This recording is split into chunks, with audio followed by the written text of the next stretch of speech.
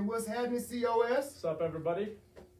How is everybody doing this week? We got the worst intro ever, Doc. Yeah, we do. Like, we need something better. Like, we don't put hello, everybody. Right, yeah, like there's some music or something, man. We just jump in, like, cut the music off. What's happening, everybody? Yeah, man. Hey, greetings to everybody out there in the world. Yeah. One thing I did learn was an appreciation for DJs, man. Yeah. Doing all this, like, oh, that's what they be doing. Oh, okay.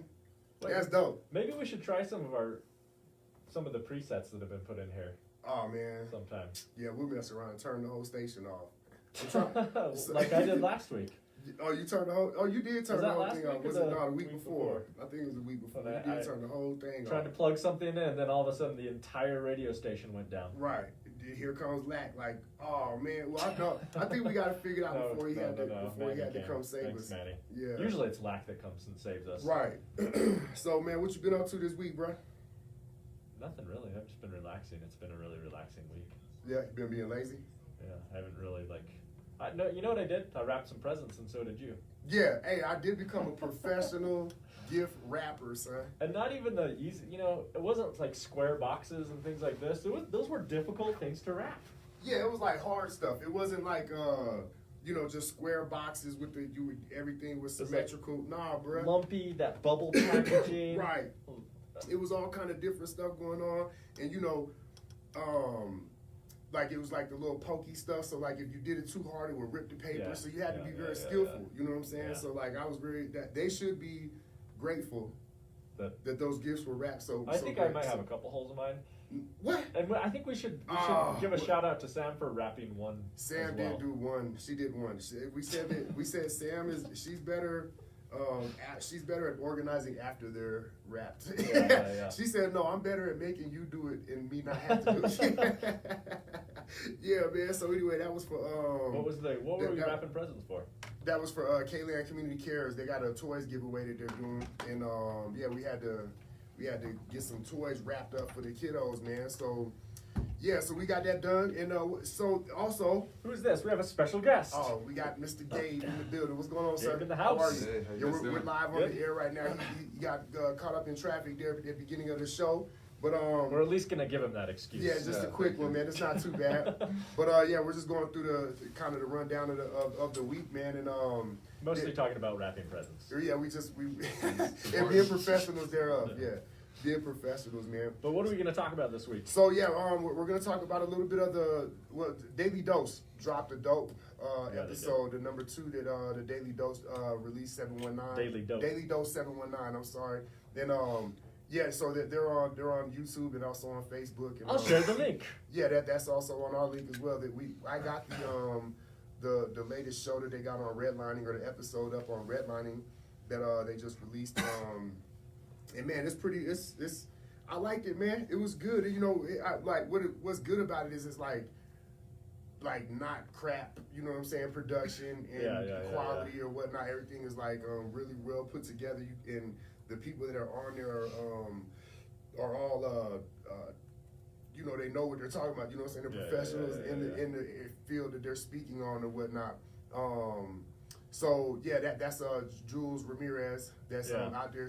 I said, man, she got the Midas touch, man. Everything that she touches is great. So it's because she has a drone. Yeah, that cool drum, man. Or access to a drone. I don't know if it's hers. She has the dope overhead shots and stuff, and you get. We need a drone. In fact, we should have a drone just hovering around inside the radio station. Oh, that would be cool. Yeah. I don't know, man. It reminds me of the Ghetto Bird, man. I don't like that's true. Stuff. I don't know. We got rid of the Ghetto Bird at least, though. Yeah. So one of these things with the redlining. Do we want to just go straight into it? Yeah, let's just talk. Well, so we're going to focus on the South Side today. Yeah. It's all going to be about that. I mean, obviously, we'll talk about a little bit more, but I think it's an important topic to talk about. And we have a guest here to talk about one of the things that's happening on the South Side. Tenant organizing. Mm-hmm. Gabe, you're with, if you want to talk into the mic, and also we're doing a live stream. Yeah, we're live on Just Cause as well. So we got two things going on here, man. But so if you could introduce yourself, man, and let us know where you're from with the Tenants Union here, man. A couple people that I talk to online and interact with, I've already let them know that you guys are out doing work, and organizing the people or whatnot. So yeah, introduce yourself, man. Yeah, so my name is Gabriel Polsick. I'm the one leading the tenant union effort so far. I've lived in Colorado Springs most of my life. My parents are from here, my grandparents are from here, so local. But we've seen like a need for a tenant union for many years now. We've tried to get it off the ground a few times before, and it's been difficult to get it started. Tenant unions are no easy thing to do. But yeah, with rent increasing over the last 5 years by $500 for a 1-bedroom apartment, the gentrification of downtown. I mean, I know this guy who got out of jail recently who didn't even recognize downtown anymore, and my friends have been getting pushed back further from the railroad tracks and shit where they live, and it's getting really bad. So, and then 43 million people are facing eviction by this year's end if the moratorium isn't continued, which it will be, which is just going to kick the problem further down the road. But anyway, there's a big need for it, and so that's why we started one. Obviously, there's a need for a tenant union just about everywhere in America. America has some of the highest rents in the world for apartments. No rent control federally or statewide in any state, and so. Yeah, we've. Do you just want me to give you a rundown of what we've done can so you explain a little bit what tenant unions are? Because I think a lot of people, especially in Colorado Springs, we don't have a history of tenant unions in Colorado Springs, So I think a lot of people don't even know what a tenant union is, what they do. So if you want to give us a little explanation about that, and then what it is that you guys are doing, and some of the things that, specifically what you guys have been up to. Okay. Yeah, so a tenant union is, well, as the name implies, a union of tenants. You get basically, you start out with a informal network, which is how a lot of these organizations start. And let's see here. The purpose is to get, enough people involved citywide so that you can take collective action, engage in collective bargaining against, the improprieties of landlords and other, petty bourgeois, heads of industry here. Basically, it's like a regular workers union, but for tenants. So instead of withholding your labor, you would withhold your rent to go on strike, for example, like a rent strike.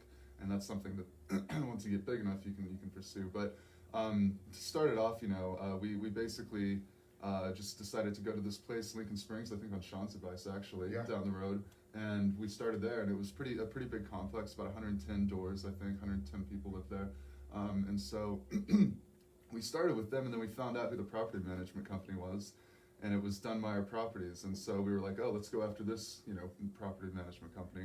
And it turns out they're from Denver, and they have 22 properties in Colorado Springs that house about 1,600 people. And so we decided to go after them first, even though that's, pretty big fish, and we didn't realize at the time, how big they were. Trial by fire.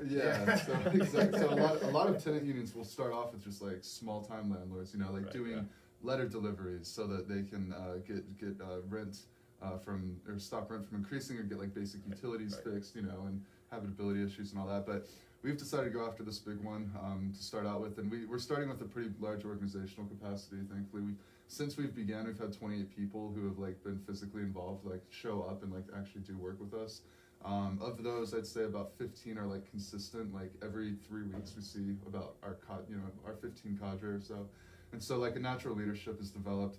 And we've been able to knock on or attach leaflets to about 1,500 doors so far. We're almost done this weekend. We will actually tomorrow we'll finish hitting every Dunmeyer property, all 22 properties, and by then we will have individually reached out to every single tenant living under their properties.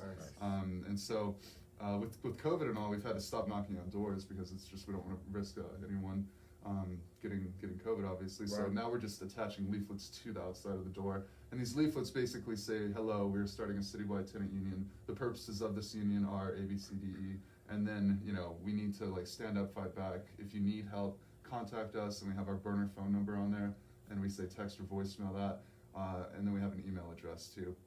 And so altogether, we've collected almost 100 contact information, about 100 phone numbers of people who want our help. And so once we're done hitting the rest of these apartment complexes, we're going to start individually reaching out to all of them. And the people who had really urgent matters, we've already, helped out and stuff, like eviction and stuff. Yeah. Like, we were able to stop our first eviction about a month and a half ago. How'd you can you talk about yeah, that a little talk bit about more, that, man. actually? Talk about your wins, that's man. like Talk an about your important wins. part. That's Like, fantastic. stopping an eviction is good, like, direct action, Right. like helping Yeah. people on the, For ground. sure, for sure. Well, so all right, so this couple was living at Lincoln Springs, and this was we had our first apartment-wide meeting.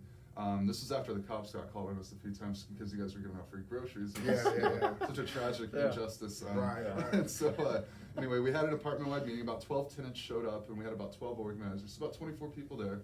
We socially distanced in a big circle, had our mask on, and we're discussing tenant union issues and attaching their struggles to like wider systemic problems like capitalism and wealth inequality and all that. Yeah. And it was a really productive conversation. But anyway, this one couple particularly, they were from South Carolina, which is where I'm from too. Actually, they were like right like down the road from where I grew up actually, on the East Coast. So we had an instant rapport, and the guy was telling us how he and his wife, who both have physical ailments, and their 3-year-old daughter had just moved into their apartment 3 days ago, and they're already getting evicted for some bullshit reason. Oh, wow. And so, sorry. Can I cut No, that? Keep going. Yeah, it's not on the radio. We were like, all right, well, we'll be in touch with you immediately because this is obviously very urgent. And he was like, yeah, we live on the 3rd floor. We can't move, like physically cannot possibly just move all this stuff out of here. I've been doing DoorDash and gig economy stuff to try to keep me and my wife off the ground, and we were like, all right, well, let's let us do some research and find out how we can help you. And so there's a form that you can fill out, and we could post it in the show notes or something if you want, for people who might be facing similar, problems. And basically, it says that, if you were employed at the beginning of this pandemic and you are unemployed now because of the pandemic, then you can fill out this form and basically give it to your land office, and it will give you, it'll cover you until the end of the year, when the moratorium is up. And so, Which is really soon. I didn't even think about that. yeah, it's like 2.5 weeks.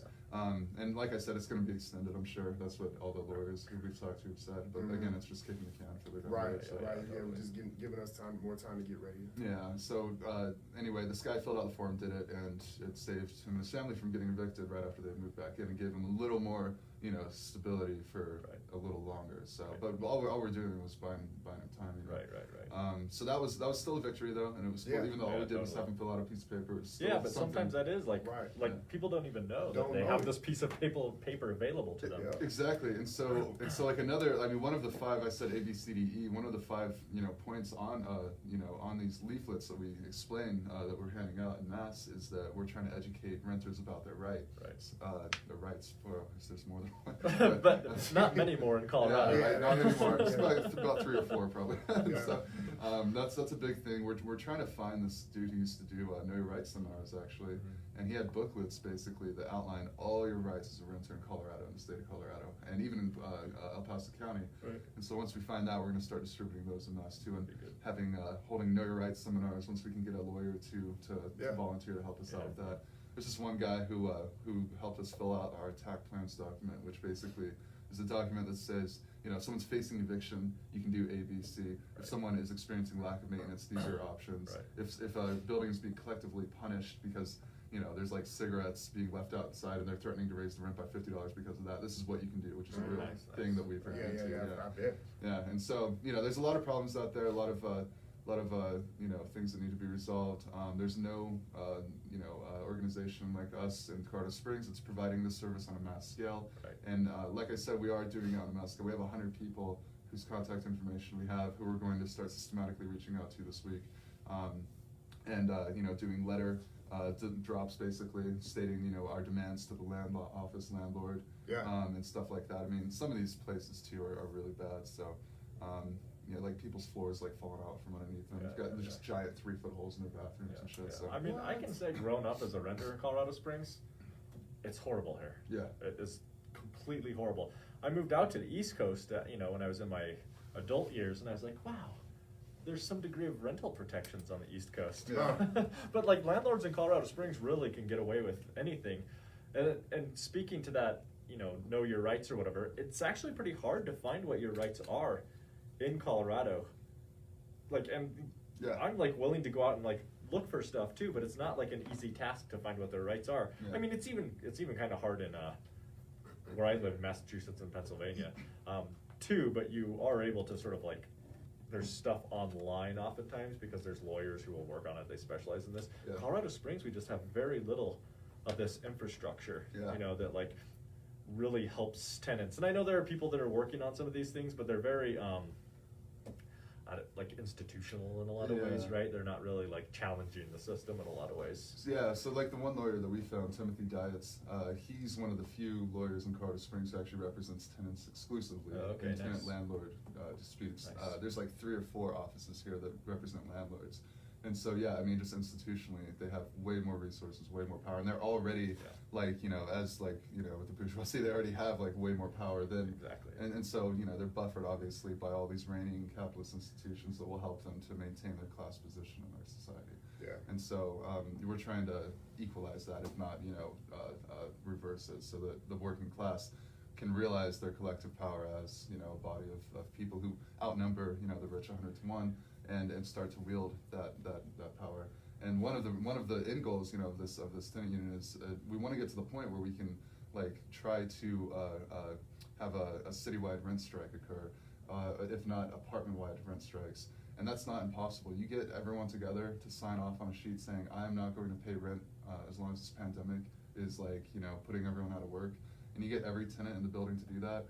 There is not, it's very hard to engage in a mass eviction of 110 people if something like that occurs, especially in the midst of a pandemic. The press shows up, it looks terrible for the land property company. You can literally physically blockade these evictions. Did you see that video of those folks in Portland chasing away the police? Did you see that? No. They came to evict somebody in Portland a couple days ago, and the police, or the people, are literally chasing the police down the street. The police are just in retreat from the, you know, riot police and everything. And, you know, there's like some history of this. Like rent strikes in the 1970s were actually fairly common, you know, like after the organizing in the 1960s, you know, they became sort of more powerful in the 1970s in a lot of these ways. But for some reason that really died down. I mean, not for some reason. I think we understand what some of those reasons are. But in the 1980s and the 1990s, and today you see far fewer militant tenants organizations. You know, but yeah, throughout the 70s, you saw so much of this, and they were really effective doing tenant strikes and things like this, right? So. What about here in the Springs? Has this ever happened here before? Or is this the first time that you guys have heard of? I've never heard of it. I don't I've think never Colorado heard of Springs has this. Colorado Springs is the 4th most conservative city in the country, so any sort of it used to be the 1st most conservative city. Virginia Beach beat us, but like Oklahoma City, and some other place in Texas. But I mean, I think that's changing. I don't think there's ever really been any like real working class power here. Like hubs of power, you know. I mean, there really hasn't. I think that's an important thing that like to understand. Is like nobody's ever done it. It's like that's why it's hard to get it done. You know, and that's what I was going to ask you. What have been some of the challenges? Have you knocked on somebody's door and they don't believe you? Yeah, for sure. So I mean, like notwithstanding the lack of like institutional memory locally, because there's just no history of this, and there's no one we can go and talk to who's done this before and say and ask them. You know, thankfully we have the internet, so I can call up people and ask them for advice. You know, through the phone. But you know, notwithstanding all those facts, it's just extremely difficult to organize this many tenants this fast with as few organizers as we have. I mean, we have 24 people who are working with us. Not even including like you guys who help us with food distribution, or like people who work remotely on like research and stuff, because they're immunocompromised, they're helping us out from home. But some of the biggest challenges we've faced are honestly just getting it off the ground, like logistically and financially. It's been really difficult. Like we applied for 501c3 status so that we can become an official nonprofit, which apparently you have to do if you want to run like a citywide tenant union. It's just, you know, John and I were talking about what a pain in the ass all of the bureaucratic crap is, but you kind of have to do it. We have a bank account that we opened up, so we have a debit card that we can use that says Colorado Springs Tenant Union on it. And so, you know, we got our shirts made, we got all that stuff. So getting it off the ground has been a slower process than anyone, you know, wanted it to be. But still, like, we've almost, you know, reached out to 1,500 tenants in a few months. So it's not, we're not doing it bad. I was going to say, I think it's really great. And then for the fact that it's the first time it's ever been done, I think that's really outstanding. And once you know, things like this, you know, just being from that side of the city, you know, like Lincoln Springs, has always been, you know, jacked up. You know what I'm saying? For sure. And like I got friends that live in there now, and I've always had friends that live in there. I know that once they see it happen for real, then they'll believe it. They'll know, and people will get down. You know what I'm saying? Yeah. So like, I'm just really hoping that that, you know, whatever we got to do to keep the momentum behind it, and making sure that people like, when we're talking to our friends, like, hey, this Colorado Springs Tenant Union is legit. You know what I mean? And yeah, and so one of the hardest problems, and Sean, is to get people to like believe that you can actually help them. Yes, and that's so hard with basically all organizing. I think that's the biggest hurdle. Absolutely, and so, you know, like stopping that eviction is something we're going to gloat about to them, you know. Right. And we actually had the guy who and his wife, who we helped, you know, keep in their place, write up a little statement saying like, yes, we reached out to Colorado Springs Tenant Union, and they were able to help us and keep us in our home, so they can help you too. Just let them give them a chance. Exactly. And so that's good, man. I'm glad they were willing to do that too. Yeah, oh for sure. And they're super grateful, and they're gonna be someone, you know, we reach out to see if they want to join as like a member actually now, because like I said, we have a bank account set up, so we're gonna try to start collecting dues. Yeah. Dues are only gonna be $1 a month for renters, $2 a month for organizers, and then it's a Patreon, so there's like different scales. There's a $5 a month one for people who just want to support our efforts, and that'll go towards printing costs, new paper, new shirts. A banner, you know, stickers, buttons, renting spaces in the future. Yeah. If we need to hire like legal help for this or that, you know, shit like that. So, right. But yeah, no, the biggest hurdles have been getting people to think that we can actually help them. We haven't really faced too much hostility except for Lincoln Springs, because that one, you know, right hand. We've had people tear down. Monica Karen, yeah. I remember Monica Karen. Her last name was Karen. But no, even at Lincoln Springs though, we saw some dude walking around tearing down our posters, you know. Yeah, I noticed they all got torn down. I mean, they were probably done on behalf of the management. Oh, right. Yeah. So I was just like gonna say, so them. it's not a matter of the people that not knowing what a tenants union will do, because they obviously do know, because they don't want you to organize there and do these things. And you know, I guess have you ran into any more of the Colorado Springs Karens or any issues like that? I mean, the worst was at Lincoln Springs, honestly. That was the only time a cop actually rolled up after being called and told us that we have to leave, otherwise we're going to be charged with trespassing. And then he was like, you know, I'm being a nice guy for saying this. I could charge you all with trespassing right now. Right. And our guys were just like, all right, dude. And so we fucked off that day. But no, other than that, it's been pretty. We get in and we get out. It's pretty quick, you know. Right, it's like being an efficient subcontractor. You get in, you do your job, and you get out. Get out of there. Yeah. So that's what we've been trying to keep. Like with banner drops and stuff, you're supposed to drop that banner and get out of there. Otherwise, you'll run into the problem that one person did. So you gotta be efficient. You gotta be careful. You gotta make sure you're not giving any notice to any entity that might be hostile towards you that you're doing that on this time at this day. Right. Like you're never gonna announce on Facebook like, hey, we're gonna hit up this apartment today at 3 p.m. because you know you might have the cops opposition there for and so we go into an apartment, we wear our mask. We used to knock on every single door. If they didn't answer, we would leave a leaflet. If they did answer, we'd have a quick conversation. We'd always keep it to 5 minutes if we could. And ask them what their main problems are. We'd write it down. We'd try to get their contact info. We'd write down their apartment number. And we have like 20 sheets of paper, like 40 sheets of paper that outline all of this. And so, you know, that's how we've collected all the contact information and all the problems they're facing. Almost all of which, by the way, are like, you know, lack of maintenance issues.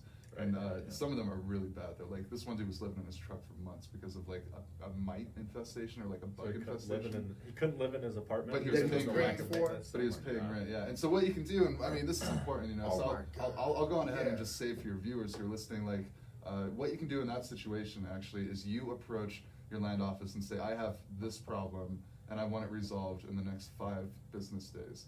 And there's all these legal terms and stuff that you can throw in there. In writing? You do it in writing? Yeah, you do it in writing. It needs to be a formal presented letter, and you need to keep a copy for yourself. You have to have it signed and dated with you, and keep a copy for yourself. And we'll actually create this document. We're in the process of creating it now that we finally consulted with a lawyer, and we'll post it up on our Facebook page here soon so that people can even just take it themselves. Well, once you get it, just send it to us so we can. Oh, absolutely, yeah. We'll put it everywhere. Yeah, for sure. Well, and so, but you go and you present it to the land office and say, I have this issue that has gone unresolved and it needs to be resolved in the next 5 days. This is part of habitability, which is like, you know, having a decent contract. Yeah, it's in all. I mean, it's part of like, you know, tenant law is that you have to provide as a landlord a habitable dwelling if you're going to charge rent for it, which means you can't have like dysentery leaking out the toilet, you can't have holes in your roof, you can't have bugs just like crawling on you at night, like shit like that. And people think we live in like the most civilized country in the world, and we're like a great first world. Like, we're a failed state. This country is like, the shit. You all have seen like how bad it can get. It's insane. But and I mean, and this is even like in the springs, just imagine how bad it is in huge cities where like the authority can just hide the problem under the other problems. You know what I'm saying? And like people, I can't believe that. That's just amazing to me, man. I cannot believe that. Wow, dude. Okay. Yeah. All right. So yeah. All Also, right. So Lawrence was just pointing out that these guys got out of jail together. who's that? Lawrence. Oh. He's the dude I was in jail together with. Oh, okay. I think I gave him a ride home. Yeah. What's up? Do it again. Yeah. Hell yeah. But so I keep getting. Sorry. Yeah. That was just. So if you're having that issue, this is how it works, right? You send a letter, say you have 5 days. If they don't fix the problem in 5 days, then you can go and hire a subcontractor and get a quote basically on how much it would cost to fix this or that issue. And basically, you've already reached out to the landlord and asked them to resolve this issue. It has gone unresolved in the time frame that they are legally required to resolve the matter. And so you hire your own subcontractor, you find out how much it's going to cost, and then you deduct the cost of that subcontractor from your rent that month, and there's nothing the landlord can do about it. If you say you're paying $800 a month, it costs $600 to fix it, you drop off a $200 check for your rent that month, and they'll call you and be like, hey, what is this? You owe us $800, not $200. And you explain to them that I had to hire a subcontractor to fix a problem that y'all were unwilling to fix, and so this is how much I owe you, and if you want to fight back against that, I'd be happy to go to court. At which point, the law will side on with you, and it's one of the rare instances where a tenant is actually getting their ass covered by this bourgeois jurisprudence. And so you go in and do all that, and then that'll set a precedent too for other people in the building to do the same thing.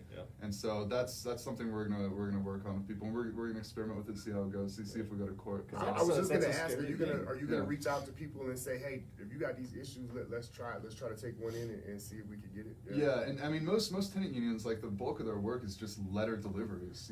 At the most it's like landlord intimidation. We're showing up at their house at like 6 a.m. banging pots and pans, or like going to their neighbors, especially if they live in a rich neighborhood. This is a tactic. And you knock on their neighbors' doors and say, hey, Mr. Donald over here, I'll use Donald, for obvious reasons, over here can't seem to pay, he doesn't have enough money to keep his apartments, up and running in a way that's, habitable. Yeah, can you help them out with something? And you go around and you humiliate them in their neighborhood. So there's a lot of different tactics, but the bulk of it is just delivering letters that say, we need maintenance to be performed on this unit in this time frame, or else we will hire our own subcontractor to deduct it from the rent this month. And so that's going to be a lot of what we do. But again, the end goal is to, well, I can get into the theory of it all, but I feel like I'm talking a lot. No, it's good. No, I'm learning a lot, man, and I just hope that people that are paying attention, that are listening, are paying attention to the conversation and seeing where it might fit in with you. That's what I really want to get to, is where all of these things that you've done or that are working on or trying to do, the people that are watching or might be able to hear, because we'll have this up on our YouTube page as well. I think they want to hear these things, how they can make that fit into what they're doing, and how maybe they can get involved with it too. So donors and things like that. So is there a Facebook page or a website? Yeah. So if people are interested in receiving our help or donating a very modest sum of money to us each month, you can live on that. That's how Chinook Center has lived. Yeah. Just a lot of people giving a little bit of money. Exactly. Yes. Yeah, that's grassroots, in its essence, But no, so yeah, if you need help, reach out to our Facebook page. That's the best way to do it. And we also have a burner phone that will respond to your text or voicemail within 48 hours, and you can also email us. So there's 3 different ways to reach out to us. Facebook is one of the better ways, though. You get a pretty quick response time with that. You'll get a response within 48 hours, no matter which avenue you go to. Because we have remote organizers who are constantly monitoring these phones and emails, and that's what they do for us. So, but if you want to support us financially, we set up a Patreon recently, and Jessie, one of our main organizers, she I think is figuring out one small little bug on that, and then we'll be able to post that on our Facebook page, and people there can sign up for automatic electronic dues withdrawals, so that you sign up one time, and every month $1, $2, or $5, however whatever you sign up for will be taken out of your bank account and sent to us, and it'll help us do what we do. But yeah, that's how you build class independence too. I mean, that's what's good about not having to rely on big donors and things like this. Yeah, like university funding is great. I mean, we got $10,000 for boots and that whole conference, right. But like then you're tied to the institution Right. and its requirements. And t-shirts say it. Yeah, and Right. I mean, and yeah, exactly. You have a little mark there. Although it's funny. Yeah. So those are some ways to support us. The best way to support us is by coming out and actually organizing with us. We're very safe. We wear a mask. We socially distance. We take every precaution imaginable. We're breaking up into smaller teams, so we're not meeting in huge groups anymore. Like we had a dozen of our organizers hit like 5.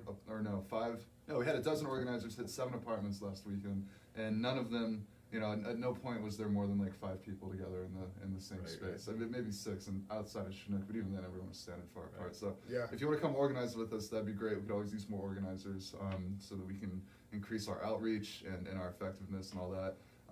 A lot of it's really simple too, like just delivering letters and all that. But yeah, I can get into like the theory behind like what we're doing on like a wider. Yeah, if you want to take a break real quick, Yeah, Sean, man, and then we can. It's always good. You can get a donut. We'll chill out for a second, man. We appreciate Some everybody hanging in music. there with us, man. Give us a minute. We'll be right back. We got Nas on for the folks on the live feed, man. I think the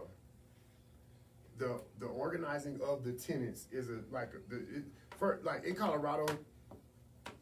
It's very easy to have revolutionary action. You know what I'm saying? Because nothing is really ever. I mean, in our lifetime, nothing has really happened like this. And things that we're trying to make happen.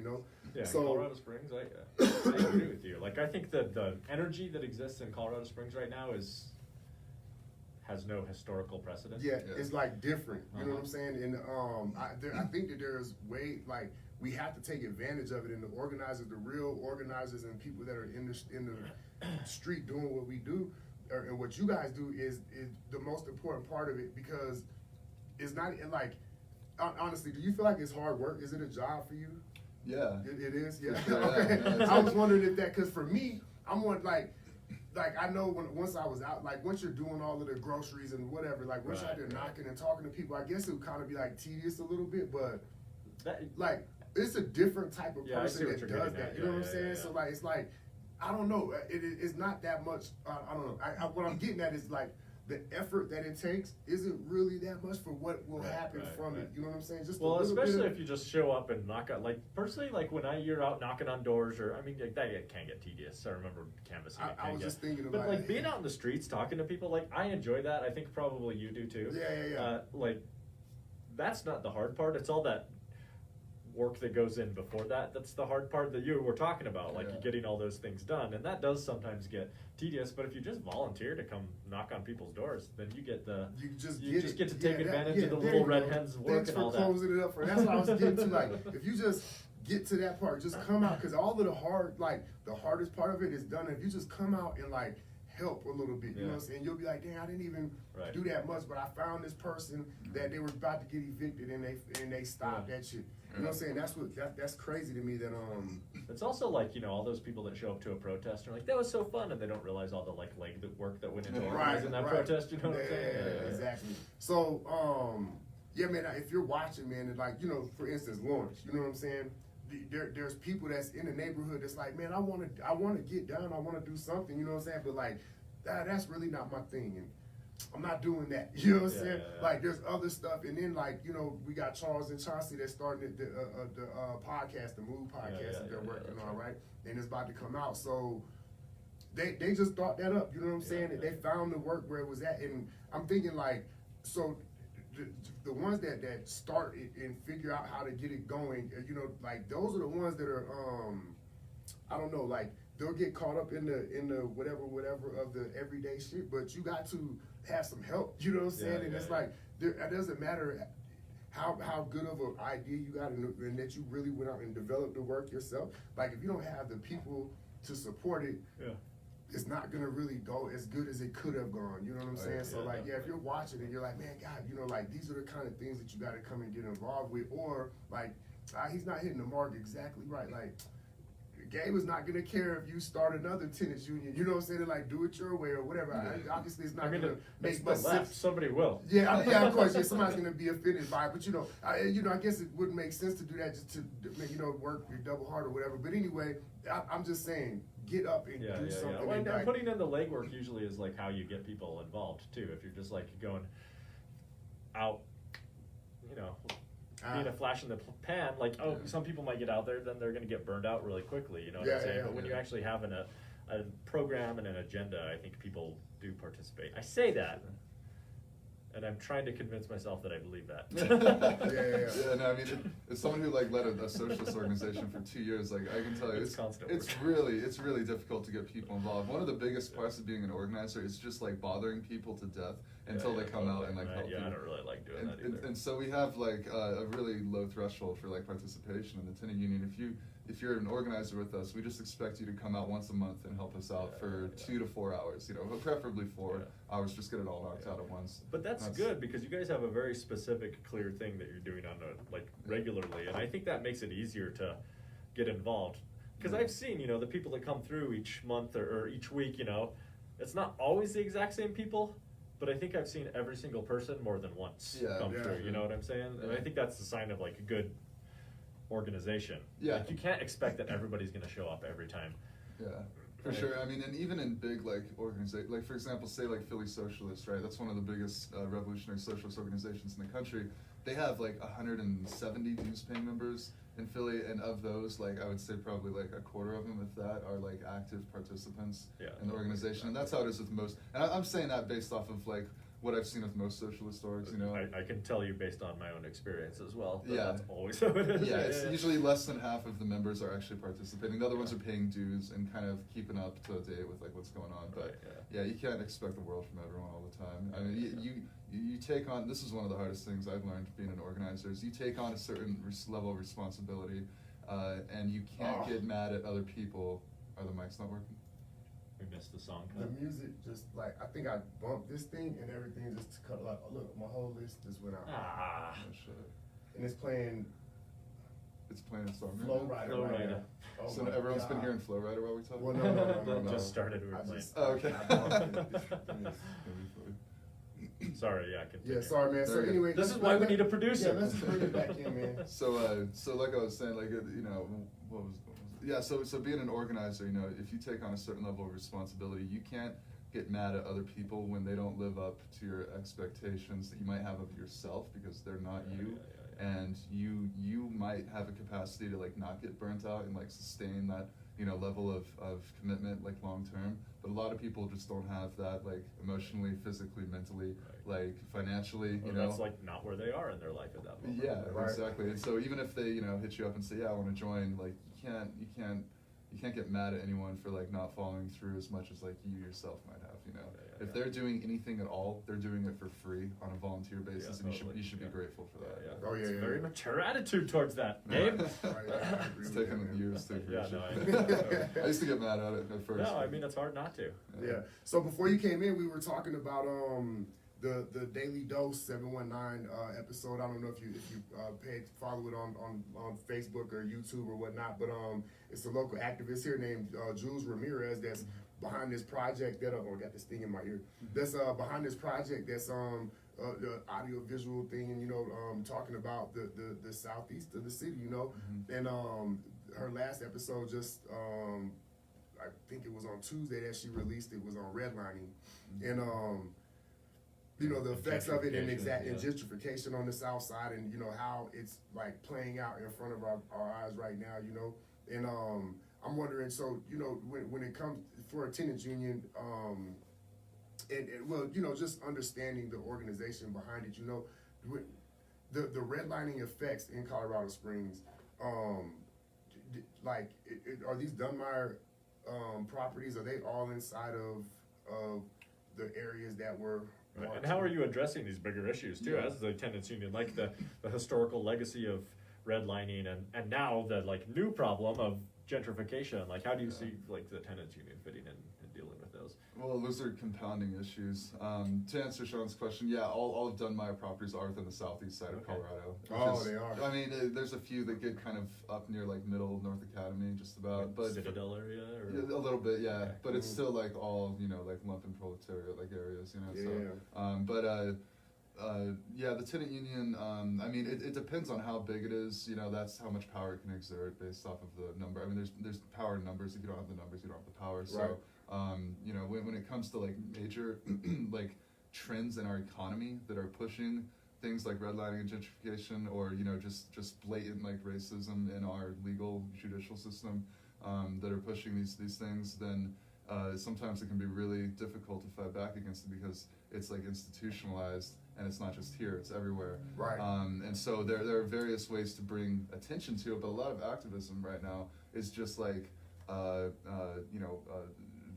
just trying to like raise awareness of stuff, or it's really performative, and it's like not like there's no long-term Like symbolic strategy gestures behind. against a thing. Yeah, Right. what Boots talked about when he came to UCCS, like we need to worry less about like how we're saying it or how we're saying stuff than like what we're actually doing, like we got to focus on like the meat of it, 'cause- and so, for example, like with the tenant union, like our long-term goal, to get into the theory of it real quick, is basically to create what are called institutions of dual power, this being one of them, where through non-reliance on the state and its apparatuses, through having a meaningful organizational capacity to respond to crises and uprisings like the George Floyd uprising this summer, to be able to exert power in our own way without relying on NGOs or the Democratic Party or any of these capitalist entities. An institution of dual power basically is an independent working class institution that can exert its own influence over its local or over its locale or environment, and basically fight back against whatever injustice it's focused on.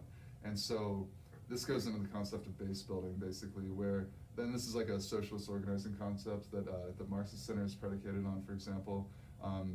And basically it says that with base building, you have a base, a working class base, whether it's your neighborhood, whether it's your part of the city, like the southeast side, whatever.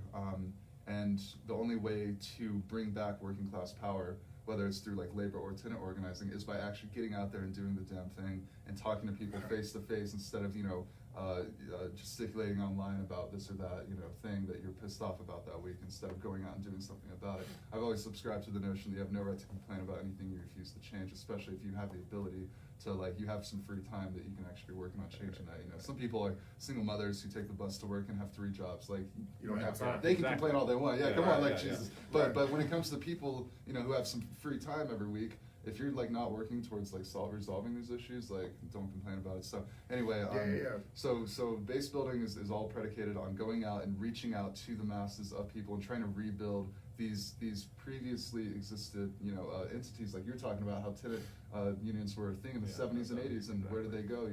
Where did the labor unions go? It's rebuilding working class power step by step by doing hard, difficult, long-term work, by actually talking to our alleged, working class constituency, rather than, just espousing our ideologies online. Right. It's actually doing meaningful organizing that actually helps them materially, like in the here and now, and imbues them with class consciousness by engaging in class warfare against the rich and powerful of the city. Mm-hmm. And so these are all purposes of, building an institution of dual power through base building, so that you can fight back, basically stand up, fight back. And the long-term goal basically is to, actually, have like a mass working class base in your city of people who are self-organizing eventually and coming together and fighting back, even if like you were to move or something, or like the socialists or the anarchists were to disappear. These working class people have been brought together, and they can still exert their own influence, even if those organizations fail. We're gone. Which is why the tenant union is like its own entity, Right. because it needs to live on, even if like we die off or something. You know what I mean? So, but yeah, that's kind great, of the man. theory behind it. I was wondering about that, that topic in itself. The class warfare and the working class being the one to engage it, right? Because then we know that, well, at least I've learned, I didn't know this 5 years ago, that's why I want to talk about it now, that what the police really are. And the fact that, you know, once we do engage, once it is a part where it's strong enough to be able to do such a thing, the first thing that's going to happen is calling the police, right? Yeah. And it's so the police are really, the police are really guardsmen and guards people of the rich people's stuff. Yeah. I You believe know what you I'm call saying? them class traders. Yeah, I called it, every time I talk to one of them, that's exactly what they are, you know, like, you're sitting over here with your weird ass. But, you know, like, it's, I believe that when we talk about defund the police, you know, I believe that the tenants union might be more, a better way to get to that than saying defund, let's go talk about the budget.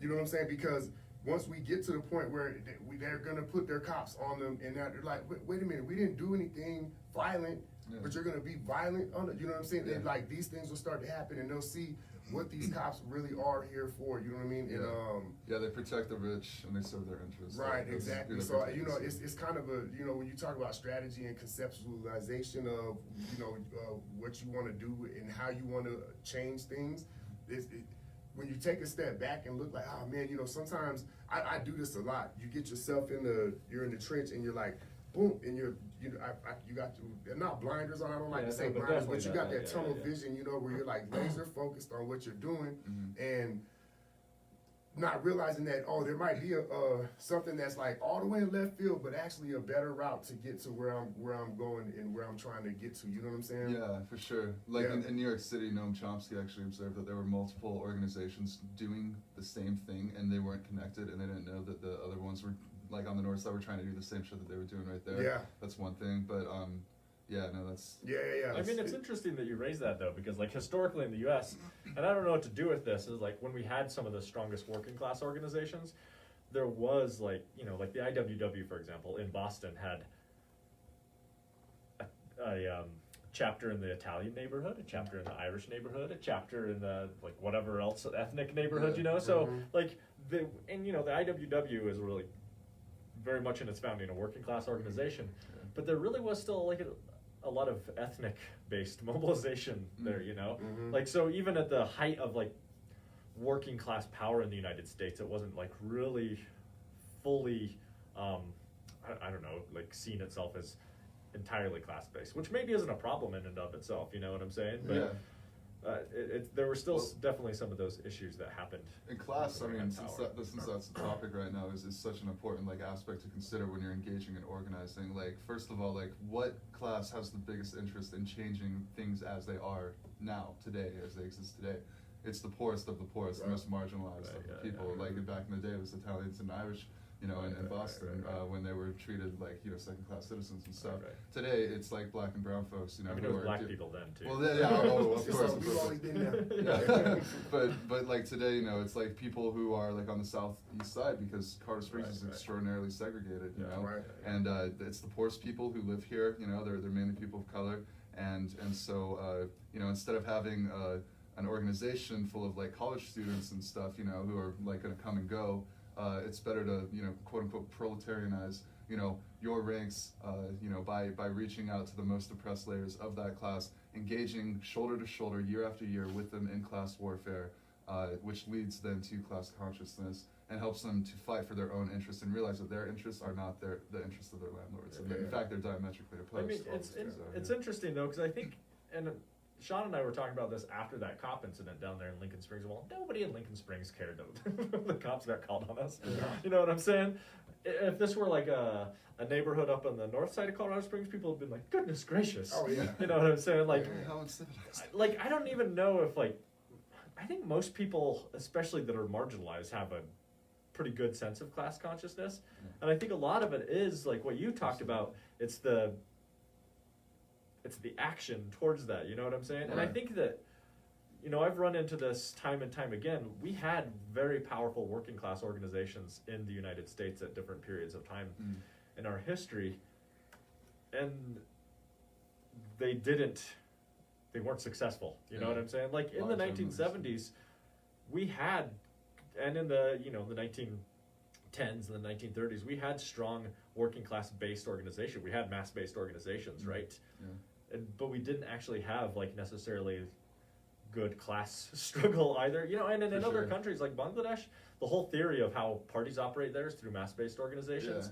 And the right-wing parties have mass-based organizations, and the left-wing parties have mass-based organizations. You know what I'm saying? Yeah. So it's like, how do we ensure that when we're building mass organizations, that we are actually fighting for socialism? You know what I'm saying? Rather than like working towards reactionary ends or reformist ends, or For sure. Well, maintaining your class independence is really important. That's why it's so important to stay away from the Democratic Party. The Democratic Party is the graveyard of social movements. It is what's killed every, you know, attempt at like real working class independent power since its inception. You know, it's been a way of funneling that power into the institutional, you know, hegemonies that we have today and have always had. Can I just say, adding to that, one time I was do you know who Frances Fox Piven is? Nope. She's like big time social movement scholar. I went to see her speak one time when I was in graduate school in Boston, and she's like talking about social movements and social movement strategy, and then she's like, you know, and what we want then is to get Democrats elected, because that's our goal, isn't it? And I was like, oh, you know, and it was that like that person that you looked up to just like also crumbling before your eyes, you know. And I was like, this is like the worst thing I've ever heard from somebody that I like actually looked up to at one point in my life, you know. Yeah, you live long enough to become like the villain. Yeah, man. But I've noticed like that a lot of these people, like you said, you know, a lot of like the poorest of the poor, they have way more class consciousness than a lot of people give them credit for. And a lot of times it's just about making that tiny link for them that they haven't made. Like they're 90% of the way there. Some of them are all the way there when it comes to fighting organization. Yeah, or providing them an avenue through which to fight. Yeah, exactly. Right. And so with like the Lincoln Springs meeting that we had, you know, like I said, we had about a dozen tenants show up. We had about a dozen of our organizers show up, and we had a candid conversation about class and capitalism and the effects that, or you know, extrapolating their situations to like wider systemic issues. And we were getting a lot of people agreeing with us, nodding heads and stuff, people who probably have never, you know, really had a real discussion about capitalism in their lifetime. Never read Marx. Yeah, I mean, you don't have to read Capital to have the Marx of Capital like all over you, you know. And so they like what was Billy Bob Haywood or whatever? I can't remember who said that. I was yeah, I think it was Big Bill Haywood. Yeah, I think it was an IWW. Yeah, So, the Marx of Capital on you. That's a great quote. Yeah, but yeah, so you know, we were talking to a lot of them, and a lot of them were saying like, yeah, I think it's unjust or unfair that, you know, we're all being charged for this giant dumpster that I can't even hoist my garbage can into. It's like an industrial like, you know, dump that you use for job sites and stuff, and they charged everyone in Lincoln Springs like $50 extra just to land this thing here, so that people could throw away a couch once every 6 months or something. And so I was like, yeah, see, so they have an incentive to, you know, get as much money out of you as they possibly can, so that they can accumulate capital, so that they can expand their, you know, their property management company, and they do that by ruthlessly exploiting anyone they can, because they know that you need them a lot more than they need you. And so there's a class imbalance here, basically, and they're exploiting that, and they're exploiting your need to have basic, you know, dwellings. Yeah, to have housing, which we all need. Which they're making millions of dollars off of. They're worth $125 million. Like, they don't give a shit about you or your problems, and the only way to fight back against it is to collectively come together and exert our collective influence against them. And so, and everyone was nodding their heads and saying, hell yeah, that's great. You know, won't they come back and try to retaliate against us for that? And at that point, you know, I said, no, it's illegal for them to retaliate for you, you know, organizing amongst yourselves. Like, that is, you have every right to form a tenant union. That is something that's like, you know, based in law.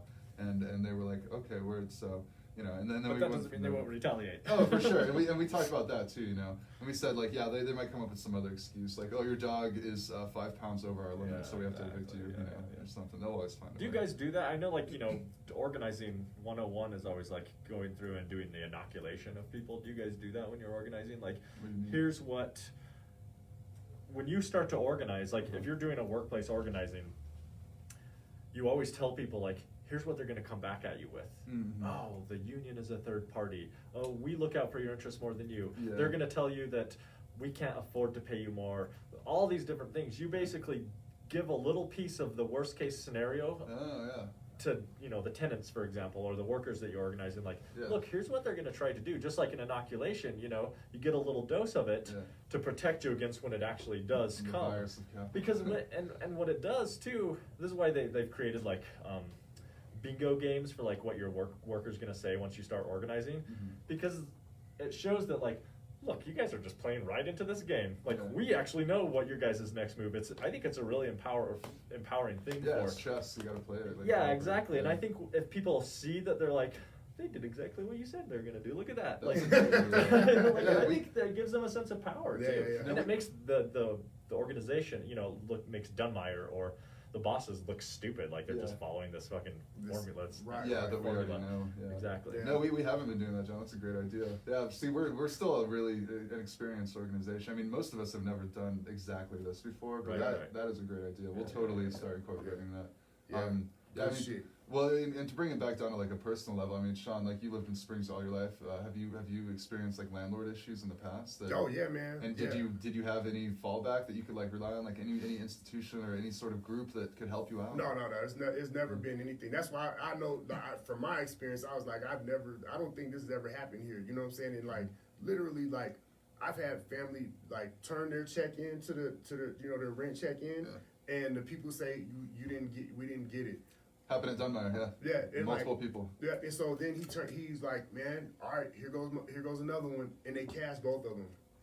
You know what I'm saying? Wow. Things like this. So and then he has to, not gonna notice. then he has to go to court. It's not like just hey, you guys. And they have the power and resources to go fight it in court, whereas like you as a like they didn't even it didn't even matter to the people at the office. You know what I'm saying? Like there was some lawyer over there waiting for that. You know what I'm saying? And that was the apartments behind Sam's Club. I forgot is it something Creek back there behind the old Sam's Club on the Academy right there.